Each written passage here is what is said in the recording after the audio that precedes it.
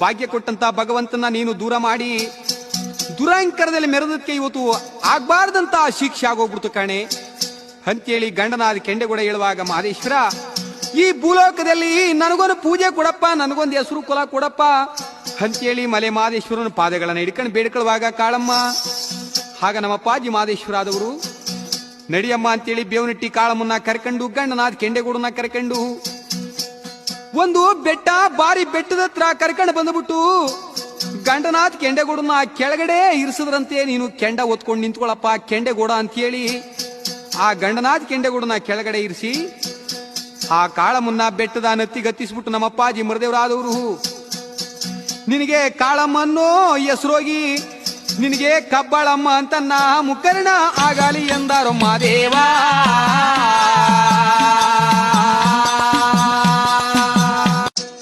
ಭಾಗ್ಯ ಕೊಟ್ಟಂತ ಭಗವಂತನ ನೀನು ದೂರ ಮಾಡಿ ದುರಾಂಕರದಲ್ಲಿ ಮೆರೆದಕ್ಕೆ ಇವತ್ತು ಆಗ್ಬಾರ್ದಂತ ಶಿಕ್ಷೆ ಆಗೋಗ್ಬಿಡ್ತು ಕಣೆ.